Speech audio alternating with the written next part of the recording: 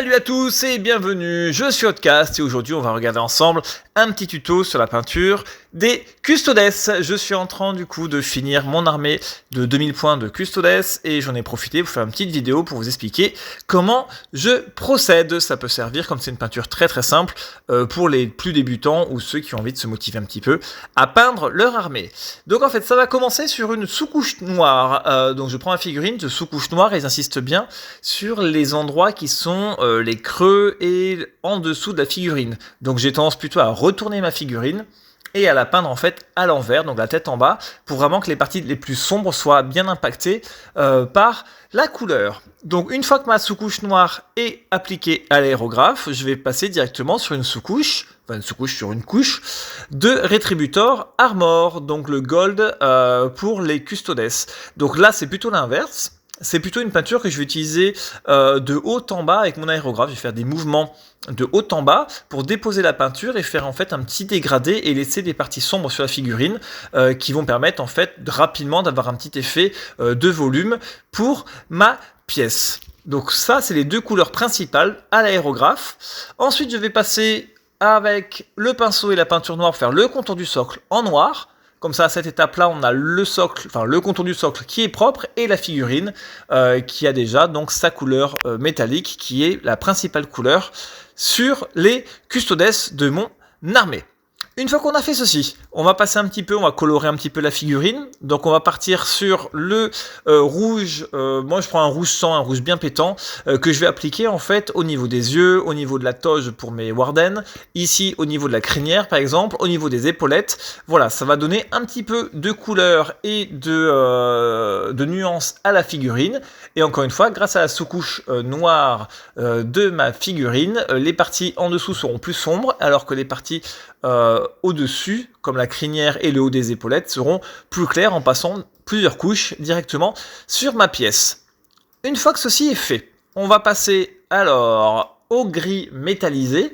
Donc ça permet en fait d'éclaircir un petit peu l'armure de ma figurine et de peindre du coup la lame en métal ainsi que certains petits détails. Je fais très succinctement et je me permets en fait vraiment de faire une peinture très rapide. C'est vraiment pour donner un effet de masse, vous allez voir après. Une fois que l'armée sera peinte, c'est pour avoir un effet très rapide.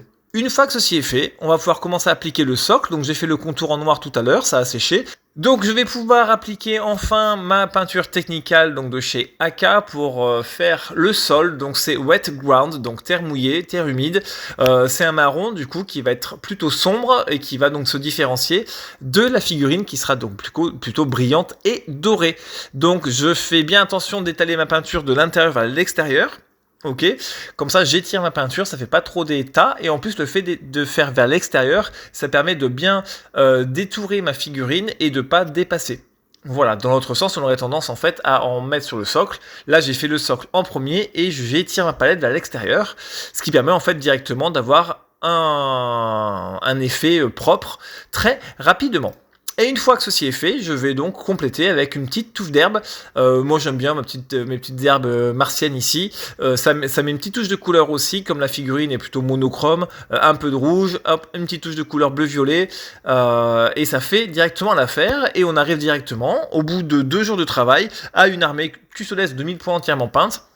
C'est pas de la grande peinture encore une fois, c'est une armée de jeu, donc ça permet, j'ai acheté des figurines d'occasion, hein, comme vous avez vu dans les vidéos d'avant, donc figurines d'occasion, hop, un schéma qui est vraiment global pour toute l'armée avec le même ton de couleur, les socles identiques partout, la petite touche d'herbe, les petites touches de couleur rouge, ce qui fait qu'en fait l'armée, elle est totalement jouable et elle a un effet de tabletop vraiment très rapide, c'est une des meilleures unités, des meilleures armées pour ça, aussi bien niveau prix que niveau peinture, pour vraiment 2000 points en un week-end, c'est vraiment super intéressant et on a encore une fois un effet de masse très sympa sur les Custodes. Voilà, la prochaine vidéo sera sûrement sur les Custodes, justement sur ma liste d'armées, les unités que j'ai choisi d'intégrer ou non dans mon armée. Allez, je vous dis à bientôt pour une prochaine vidéo sur Outcast.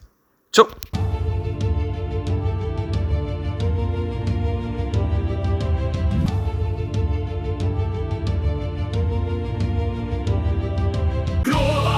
Empereur immortel, Seigneur des hommes et du ciel, par son nom la guerre est loi, l'empereur guide notre foi.